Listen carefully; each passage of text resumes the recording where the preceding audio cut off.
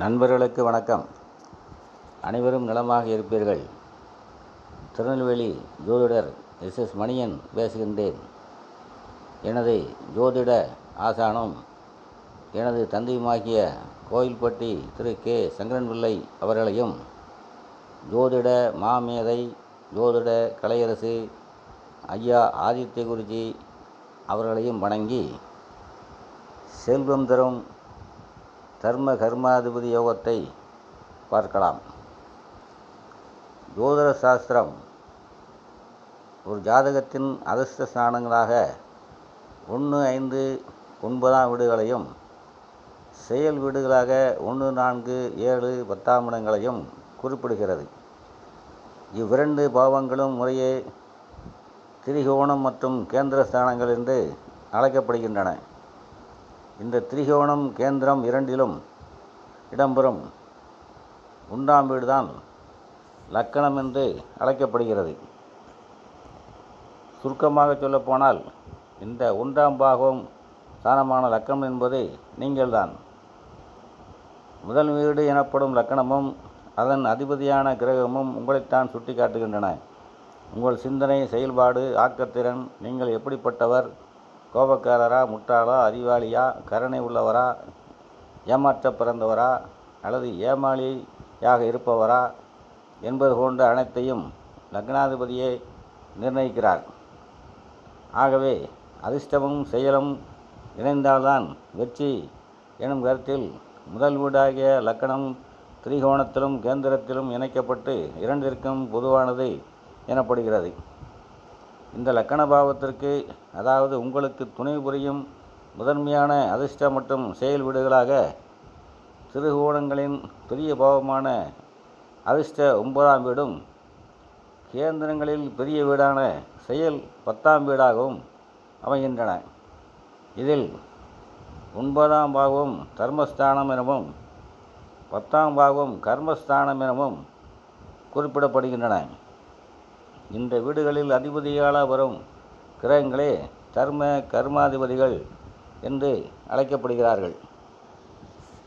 இந்த இரண்டு வீட்டு அதிபதி கிரகங்களும் ஒருவரை ஒருவர் பார்த்து கொண்டோ, ஒருவருடன் மற்றவர் இணைந்தோ, ஒரு வீட்டில் இன்னொருவர் மாறி அமர்ந்தோ அல்லது வேறு எந்த வகையிலேனும் ஒருவருக்கொருவர் சம்பந்தம் பெறுவது அல்லது இருவரும் பலம் பெறுவது தர்ம கர்மாதிபதி யோகம் எனப்படும் மிகச்சிறந்த யோகமாகும்.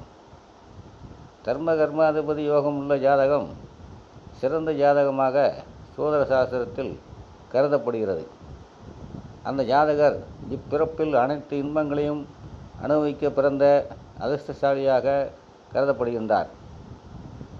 இந்த யோகத்தில் சம்பந்தப்பட்ட கிரகங்கள் ஆட்சி அல்லது உச்சம் போன்ற வலிமை பெற்று அல்லது நட்பு வீடுகளில் நல்ல இடங்களில் அமர்ந்து பகை, நீசம், அஸ்தங்கம் போன்று வலிமை குன்றாமல், ராகு கேதுக்குடன் சேராமல் சுகத்துவமாகவும்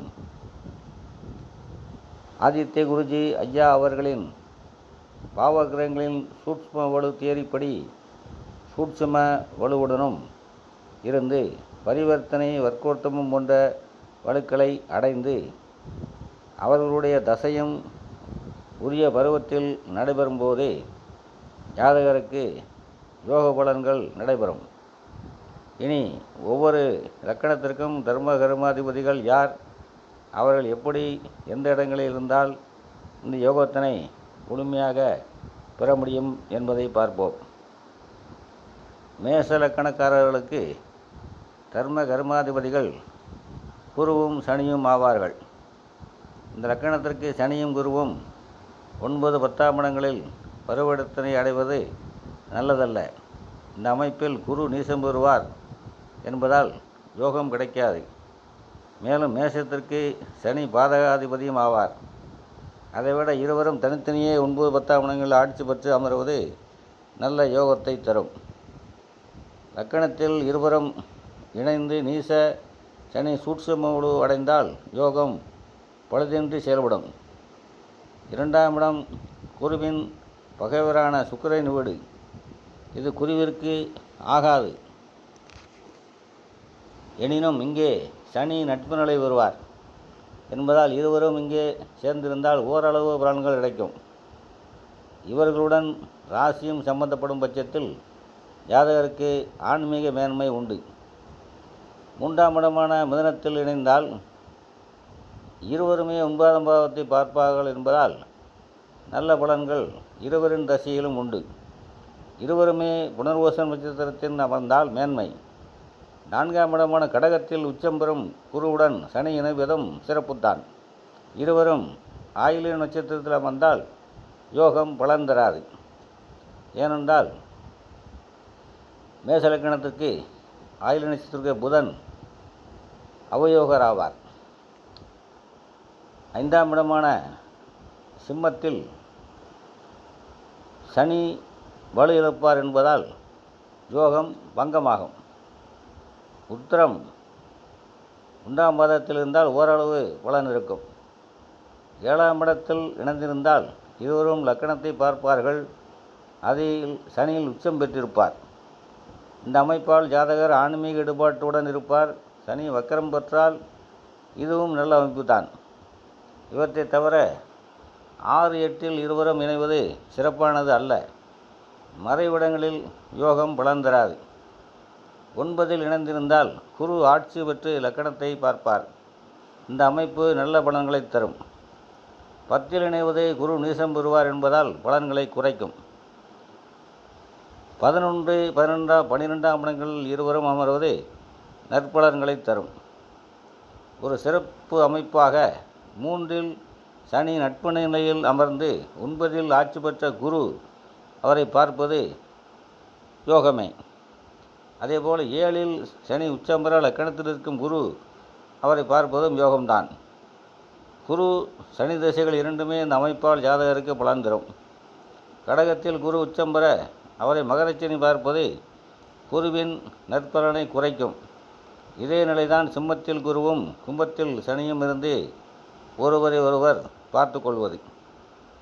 மேச லக்கணத்தவருக்கு குருவும் சனியும் நல்ல இடங்களில் அமர்ந்து குரு திசை 16 வருடம், அதைத் தொடர்ந்து சனி திசை 19 வருடம் நடந்தால் 35 வருடங்கள் தர்ம கர்மாதிபதி யோகம் மிக பிரமாதமான யோகம் தரும். இந்த அமைப்பில் பிறந்த மேச லக்கணத்தினர் மிகவும் அதிர்ஷ்டசாலிகள். அடுத்ததாக ரிஷப லக்கணத்தில் பிறந்தவர்களுக்கு 12 லக்கணங்களில் ரிஷபத்திற்கு மட்டும் தர்ம கர்மாதிபதி யோக அமைப்பு கிடையாது. யோகம் என்பதற்கு இணைவு அல்லது சேர்க்கை என்பது அர்த்தம் என்பதால் 2 கிரகங்கள் இணைவதே யோகம். ஆனால் ரிஷபத்திற்கு 9, 10ஆம் இடங்களுக்கு சனி ஒருவரே அதிபதியாக வருவதால் இந்த யோகம் கிடையாது. ஆயினும் ரிஷபத்திற்கு சனி புதனுடன் மட்டும் கூடி சுக்கிரனுடன் சேராமல் நல்ல இடங்களில் சூட்சுமோடு பெற்று பலவீனம் அடையாமல் மகரம் தவிர்த்து மிதுனம், கன்னி, கும்பம் ஆகிய இடங்களில் பகைவர் பார்வை பெறாமல் அமர்வாரேயானால் சனி திசை 19 வருடமும் அதனடுத்து வரும் புதன் திசை 17 வருடமும் மொத்தம் 36 வருடங்கள் தர்ம கர்மாதி யோகத்துக்கு இணையான ஒரு யோகத்தை தரும்.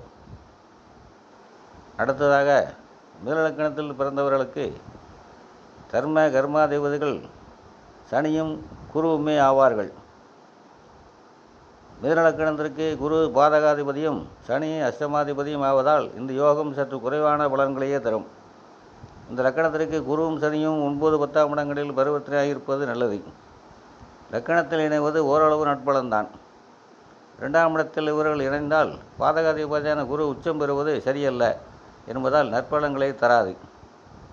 3இல் இணைந்தால் இருவரும் 9ஆம் இடத்தை பார்ப்பார்கள் என்பதால் யோகம் செயல்படும்.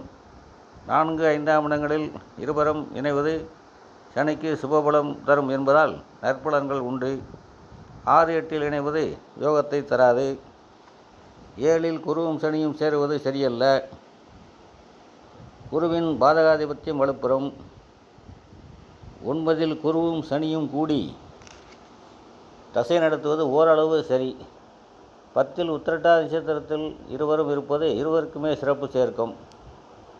பார்வைகளால் வலுப்பெறுவது என்று எடுத்துக்கொண்டால் கன்னியிலோ துலாத்திலோ சனி இருந்து மீன மேச குருவை சமசத்துவமாக பார்ப்பது நல்ல அமைப்பு. அதேபோல் கும்பசனி சிம்மகுரு பார்த்து கொள்வதும் யோகம்தான். 7ல் குரு ஆட்சி பெற லக்கணத்திலிருந்து சனி பார்ப்பதும் குருவின் பாதகாதிபத்தியத்தை வலுவிழக்கச் செய்யும் என்பதால் இதுவும் ஒரு யோக அமைப்பு. மிதனலக்கணக்காரர்களுக்கு கர்மாதிபதியான குரு சனியின் தசைகள் 35 வருடங்கள் ஏதாவது ஒரு தசை நல்ல தசைதான் நல்ல யோகமாக செய்யும். ஒன்று யோகம் செய்தால் இன்னொன்று அவயோகம் செய்யும். அடுத்ததாக கடகலக்கணம். கர்மாதிபதி யோகத்தை முழுமையாக அனுபவிக்கும் இன்னொரு இலக்கணம் கடகமாகும். இந்த லக்கணத்திற்கு 9, 10ஆம் இட அதிபதிகளான குருவும் செவ்வாயும் நண்பர்கள் என்பதால் யோகம் முழுமையாக கிடைக்கும். அனுபவத்தில் ஒரு கருத்தாக கடகத்தில் பிறந்தவர்களுக்கு 3, 11ஆம் இடங்களில் ராகு இருந்து கன்னி, ரிஷபம்,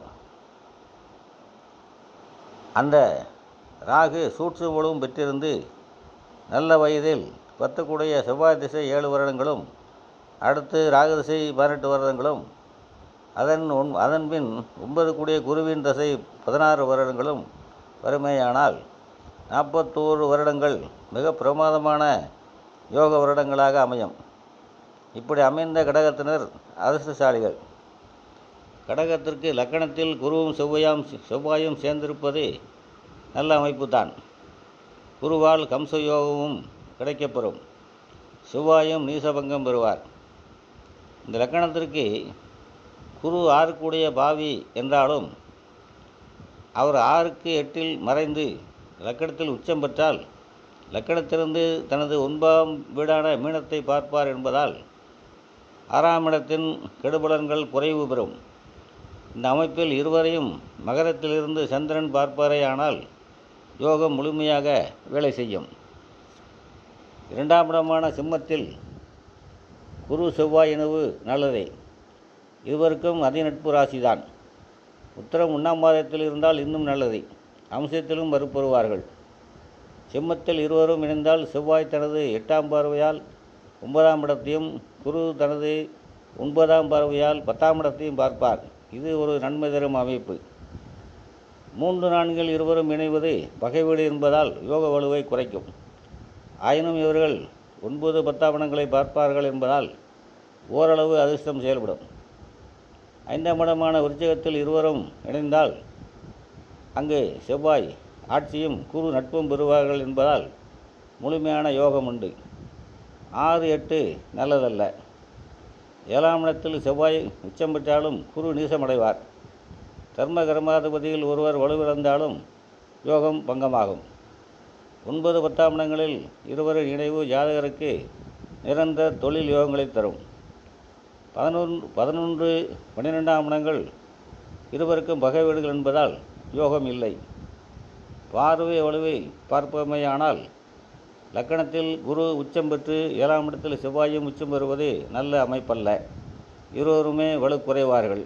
அதைவிட 4ஆம் இடத்தில் செவ்வாய் வலுப்பெற்று 10ஆம் இட மேசகுரு அவரை பார்த்தால் சிறந்த நீதிபதியாக இருப்பார்கள். 3, 9, 4, 10 இருவரும் அமர்ந்து நேருக்கு நேர் பார்த்து கொள்வதும் நல்ல யோகம்தான். 5ல் குரு இருந்து செவ்வாய் 7ல் உச்சம் பெறுவது நல்ல அமைப்புத்தான். இது போன்ற நிலையில் குரு தனது 9ஆம் வீட்டையும் லக்கணத்தையும் பார்ப்பார். செவ்வாய் தனது 10ஆம் வீட்டையும் லக்கணத்தையும் பார்ப்பார். நிறைவாக கடகத்திற்கு 9, 10ஆம் இடங்களில் இருவரும் தனித்தனியே ஆட்சி பெறுவதை காட்டிலும் இருவரும் தங்களின் வீடுகளை மாற்றிக்கொண்டு பரிவர்த்தனை ஆவார்களே ஆனால் அது உன்னதமான யோகமாக அமையும். இத்துடன் இந்த பதிவை நிறைவு செய்கின்றேன். மீண்டும் அடுத்த பதிவில் சந்திப்போம். அனைவரும் நலமாக இருப்பீர்கள். வாழ்க வளமுடன்.